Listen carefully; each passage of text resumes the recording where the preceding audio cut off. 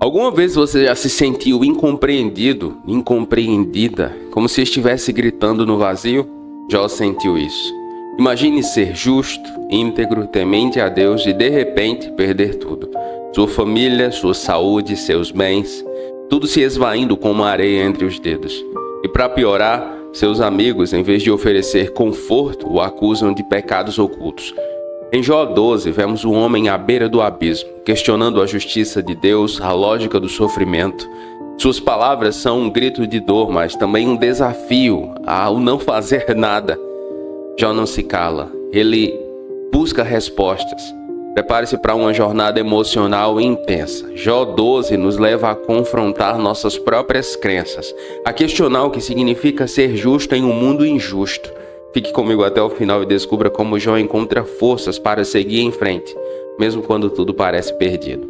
Mas antes de continuar, não esqueça de deixar o like, se inscrever no canal e ativar todas as notificações para não perder nenhuma das nossas mensagens. E fique comigo até o final porque há uma palavra de Deus para você. Então Jó respondeu: sem dúvida, vocês são o povo e a sabedoria morrerá com vocês. Mas eu tenho a mesma capacidade de pensar que vocês têm. Não sou inferior a vocês. Quem não sabe dessas coisas? É por esses e outros motivos que Jó está na galeria da fé, na galeria dos homens de Deus. A pressão das palavras dos amigos dele não o fazem sentir-se menor. Jó não perde sua identidade. Ele diz: eu tenho a mesma capacidade de pensar que vocês têm. Não sou inferior a vocês. Olha isso. Ele perdeu 10 filhos e os sepultou. Ele quebrou financeiramente e agora está gravemente doente. O seu corpo está apodrecendo. E pressionado pelas palavras de seus amigos, Jó diz: eu não sou inferior a vocês. Jó sabia quem ele era em Deus. As adversidades revelam a nossa verdadeira força e caráter. Quem somos de verdade. Há muitas pessoas que cedem nesse momento. A firmeza, a coragem, a bravura se vão diante da pressão, diante das palavras contrárias. Mas Tiago capítulo 1, versículo 3 diz o seguinte sobre isso: pois vocês sabem que a prova da sua fé produz perseverança. Uma das coisas mais importantes que eu tenho aprendido no desenvolvimento da fé, do meu relacionamento com Jesus, é saber quem você é em Cristo.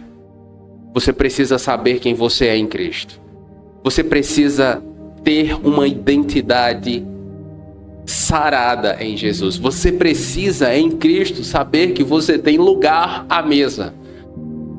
E isso, meu irmão, minha irmã, a adversidade, a dor, as tragédias não devem tirar de mim e de você. O apóstolo Paulo, ele é um grande exemplo disso. Na prisão, ele escreve uma carta aos Filipenses e ele diz o seguinte no capítulo 3, versículos 12 e 3. Não que eu já tenha obtido tudo isso ou tenha sido aperfeiçoado, mas prossigo para alcançá-lo, pois para isso também fui alcançado por Cristo Jesus. Paulo aprendeu a viver em adversidade, a ter muito, a ter pouco, a ser aperfeiçoado em Cristo, a saber quem ele era em Cristo. Ele diz: eu tenho sido aperfeiçoado, prossigo para alcançar. Eu posso todas as coisas naquele que me fortalece. Eu posso tanto viver em abundância como eu posso também passar por escassez. Eu posso tudo em Cristo que me fortalece. Não podemos ceder diante da tentação, da pressão, das palavras do diabo dirigidas a nós com o objetivo de minar a nossa fé. Precisamos saber quem somos em Cristo. E em Cristo nós somos mais que vencedores. Tornei-me objeto de riso para os meus amigos. Eu que clamava a Deus e ele me respondia. Eu, íntegro e irrepreensível, um mero objeto de riso. Quem está bem despreza a desgraça, o destino daqueles cujos pés escorregam. As tendas dos saqueadores não sofrem perturbação e aqueles que provocam a Deus estão seguros. Aqueles que transportam o seu Deus em suas mãos. Jó está falando sobre mudanças, sobre como as coisas mudam. Ele diz: eu que antes era uma referência, agora sou objeto de riso dos meus amigos. Logo eu, pensa Jó. Jó era o maior do Oriente. Ainda hoje, historicamente falando, o Oriente é um formador de bilionários. Os descendentes de Ismael têm muita riqueza material ainda hoje. Jó era, dentre os sheiks árabes, digamos assim, o maior. E agora ele está em uma quebra profunda. E ele olha para si mesmo, vê seus amigos zombando, amigos que ele mesmo estendeu a mão, que ele ajudou. A mudança é a única constante em nossas vidas. Saiba disso. As coisas mudam. Às vezes elas mudam para melhor, às vezes mudam para pior, mas uma coisa é certa: as coisas mudam. Por isso, eu e você não devemos nos apegar demais às circunstâncias. Não devemos nos apegar demais. Não devemos basear nossa paz, nossa alegria naquilo que é externo. E nesse sentido, 1 Pedro capítulo 1, versículos 6 e 7 nos dá uma grande lição. Nisso vocês exultam, embora agora por um pouco de tempo, se necessário, tenham sido entristecidos por todo tipo de provação.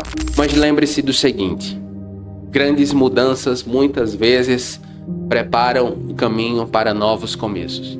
Eu nem sei dizer quantas vezes Deus alterou a rota da minha vida de forma que eu fiquei triste, ferido, mas aquilo acabou sendo uma bênção. Uma dessas mudanças é a minha mudança para João Pessoa. Eu e Carol somos naturais de Campina Grande, fica a 120 quilômetros da capital. Nós não queríamos vir morar aqui. Na época em que nós viemos morar aqui, eu e Carol estávamos prestes a ser enviados pela igreja para uma base missionária na Bolívia, onde nós seríamos missionários. Mas uma série de coisas aconteceu que eu não vou explicar para não ficar muito longo, e acabou que nós não fomos enviados e a empresa do qual eu era funcionário precisava que eu viesse para João Pessoa. Eu vi.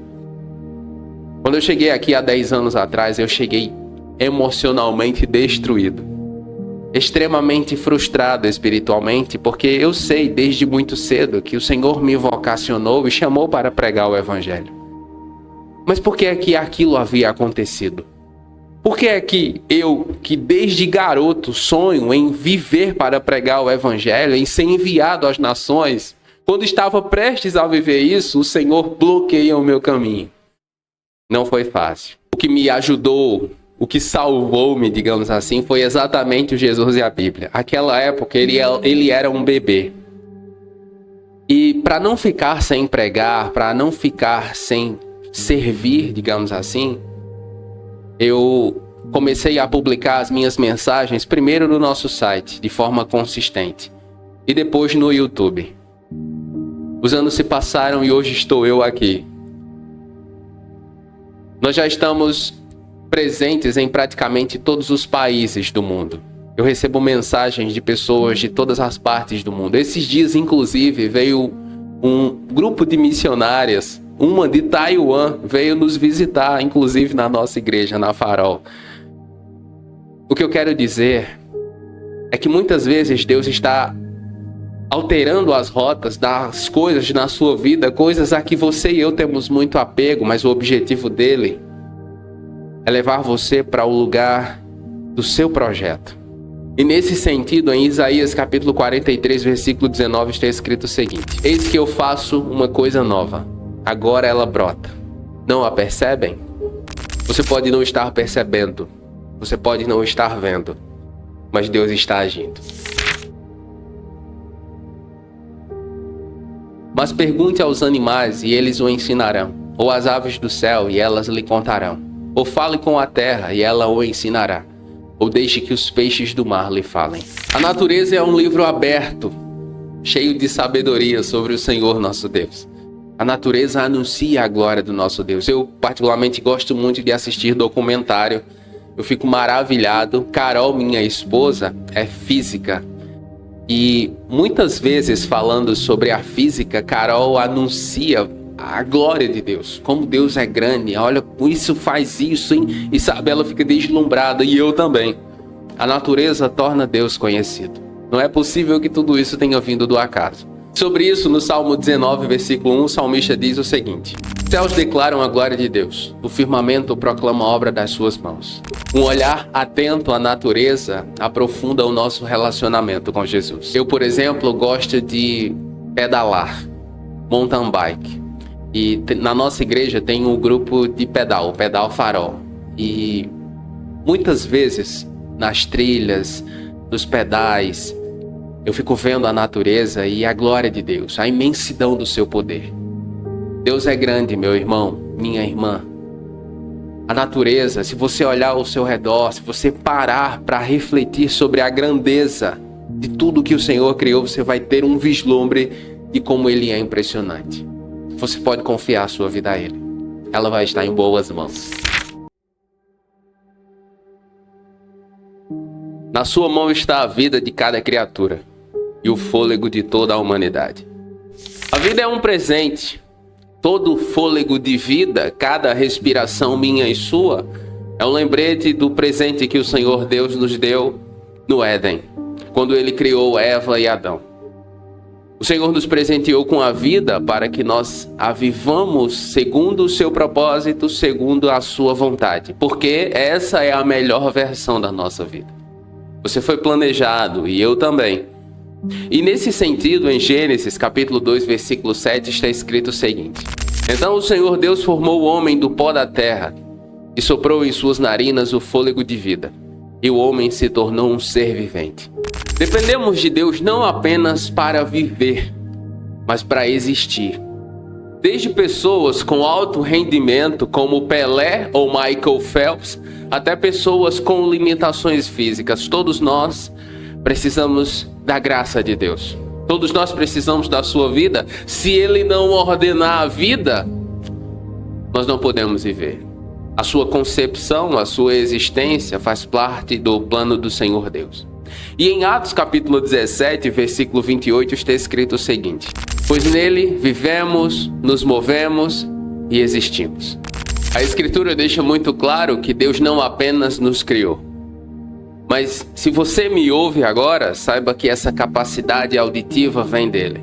E se você não a tem, saiba que isso vem dele também. Cada movimento, cada gesto, cada passo que eu e você damos é uma dádiva, é um presente do Senhor Deus.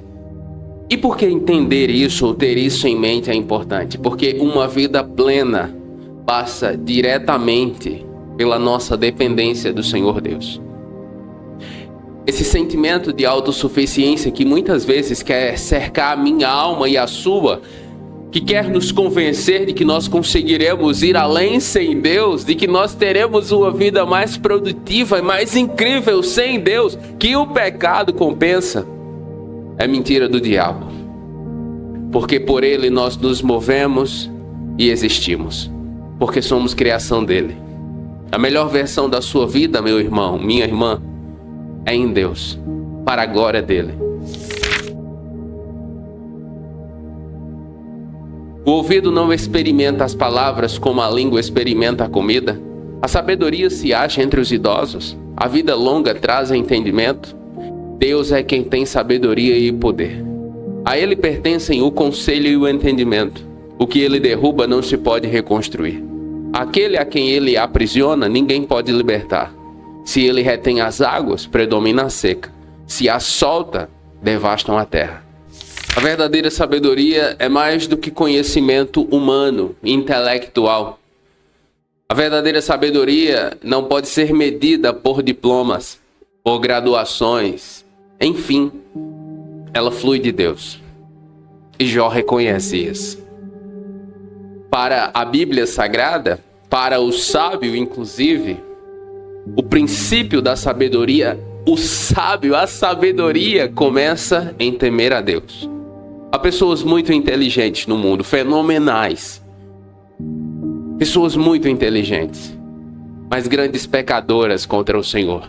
Inimigos de Deus, inimigas de Deus. Se opõem a Ele, não reconhecendo que a inteligência e sua capacidade flui dele. Jó não, mesmo quebrado, mesmo afligido, mesmo achando que é Deus quem está fazendo tudo isso com ele, ele diz: A verdadeira sabedoria flui dele.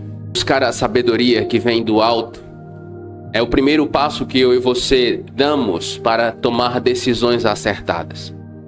Eu cresci na igreja, né? Desde adolescente eu sempre estive na igreja, frequentando os mais diversos cultos. E muito da minha juventude e adolescência foi em evangelismo e missões no interior do Nordeste, aqui da Paraíba. E nessas indas e vindas eu me deparei com muitos homens e mulheres de Deus. Pessoas simples. Muitas delas não sabiam nem ler. Mas quando abriam sua boca, havia uma sabedoria profunda vinda de Deus. Havia intimidade com Deus. Eu ficava maravilhado. E ainda hoje fico. Porque muitos daqueles irmãos e irmãs não têm acesso ao conhecimento que eu e você temos muitas vezes. Me refiro ao conhecimento terreno e humano. Nunca tiveram as mesmas oportunidades. Mas quando eles dobram os seus joelhos e oram ao Senhor, a sua voz é ouvida no céu. E Deus, que é o dono de toda a sabedoria, lhes dá sabedoria. Tiago fala sobre isso. E ele cria uma imagem muito clara e muito nítida para mim e para você. Em Tiago capítulo 1, versículo 5, ele diz o seguinte: se algum de vocês tem falta de sabedoria, peça a Deus, que a todos dá livremente de boa vontade, e lhe será concedida. No meio do caos, meu irmão, minha irmã, a sabedoria do alto é a nossa bússola. Ser sensível ao Espírito Santo é a nossa maior segurança. E por quê? Porque há muitas vozes, há muitas pessoas nos dizendo o que fazer ou não fazer. Mas nós precisamos saber discernir o que é a vontade de Deus. Infelizmente, muitos cristãos não conseguem discernir a vontade de Deus por meio da palavra. Para ajudar, eu desenvolvi o curso Sabedoria Bíblica para o Dia a Dia. Nele, eu compartilho um método de estudo da Bíblia que vai lhe ajudar a ler, entender e praticar a Bíblia Sagrada no seu dia a dia. Eu vou deixar o link na descrição, caso você queira saber mais sobre ele. Mas se você quer viver em plenitude, um relacionamento pleno com o Senhor Jesus, saiba, você precisa amar a sua palavra e ter um coração sensível à sua vontade. Ele derruba e constrói nações, destrói e faz crescer. Mais uma vez, Jó diz: Deus é soberano. Agora, ele escala essa soberania. A sua soberania abrange nações, não tem limites. Quando eu digo que Jó está muito à frente do seu tempo, no aspecto teológico, essa é uma declaração que deixa isso muito claro. Porque quando a nação de Israel se forma, eles têm muito em mente o Deus de Israel, o Deus de Abraão, o Deus de Isaac e o Deus de Jacó. O Deus da nação, que age na nação. Esse pensamento ele se expande um pouco mais depois com Davi e também com o profeta Malaquias, que Deus ele age além das fronteiras de Israel. Mas muito antes que houvesse lei, muito antes que houvesse qualquer regimento teológico nesse sentido, Jó entende: Deus é Deus das nações, dele é a sabedoria, ele faz o que ele quiser, ele é o Senhor. Deus é Deus de pessoas, Deus tem a minha vida nas suas mãos, assim como ele tem todas as nações em suas mãos. Daniel diz isso também. Daniel tem muito claro isso. No capítulo 2, versículo 21 do seu livro, ele diz o seguinte: ele muda tempos e estações, depõe reis e estabelece reis. Nas tempestades da vida, a mão do Senhor Deus está sempre no comando. Ele não perde o controle. Ele não perde o controle. Enquanto eu gravo essa mensagem, eu vi esses dias que um iate muito luxuoso acabou naufragando em meio a uma tempestade na Itália, próximo à Cilícia, a 800 metros da praia. E neste naufrágio, um bilionário britânico, ele está desaparecido, pelo menos até agora. Eu li, na verdade, um dos sobreviventes, o relato de uma mãe que estava com a sua bebê e ela disse como foi tudo. Ela disse, foi de repente. Nós estávamos dormindo e de repente nós acordamos dentro d'água. Com todas as minhas forças eu segurei minha bebê. Por 2 segundos eu a perdi no mar, mas eu a encontrei e com todas as minhas forças eu a segurei. Pense no desespero. Em sua declaração, ela diz que olhava para todos os lados e gritava, e só havia o barulho da tempestade e ondas. Ela não conseguia respirar. Ela perdeu o controle. Eles perderam o controle. Deus não. Não há tempestade na minha vida ou na sua vida que faça ele perder o controle. Ele sempre está no comando. Entender isso é muito libertador. Submissão a Deus, submeter-se ao Senhor Deus neste sentido, traz muita paz, meu irmão, minha irmã. Quando nós abrimos mão do controle e entregamos a Ele, nós colhemos paz como resultado. E nesse sentido, em Filipenses capítulo 4, versículo 7, o apóstolo Paulo diz o seguinte: e a paz de Deus, que excede todo o entendimento, guardará os seus corações e as suas mentes em Cristo Jesus. Apesar de toda a aprovação que lhe cercava, Jó tinha em mente e em sua fé que Deus era soberano, que Ele regia todas as coisas. Isso traz segurança e paz, porque nós sabemos a quem clamar e sabemos que no tempo certo, na hora certa, Ele ouvirá o nosso clamor e atenderá ao desejo do nosso coração. Vamos orar? Pai Santo, em meio às tempestades da vida, quando a dor nos cerca e as dúvidas nos assolam, lembramos das palavras de Jó. Dê a nós, Senhor, a coragem para buscar a Tua face como Ele, mas também sabedoria para confiar em Ti, mesmo quando não compreendemos Teus caminhos. Ajude-nos a encontrar força na Tua presença, a perseverar na fé, mesmo quando tudo parece perdido. Que nossas vozes se unam a um clamor por justiça, mas que também Te louvem por Tua grandeza e soberania. Quebranta nosso orgulho, ilumina nossa ignorância e enche nossos corações com a Tua paz. Em meio ao sofrimento, ensina-nos a amar, a perdoar e a esperar em Ti. Assim como já encontrou consolo no Senhor, que também encontremos refúgio em Teus braços eternos. Em nome de Jesus nós oramos crendo. Amém. Qual foi a parte dessa mensagem que mais falou com você? Me diga nos comentários. E se você quer saber qual o poder que há por trás das mudanças, assista ao vídeo que vai aparecer na tela. Eu tenho certeza que vai abençoar a sua vida. Nos comentários, faça o seu pedido de oração e nós estaremos orando com você. E se você ficou comigo até aqui, escreva aí nos comentários: obrigado pela vida, Jesus. E eu vou saber que você ficou comigo até o final. Eu oro para que Deus abençoe a sua vida. E até a próxima.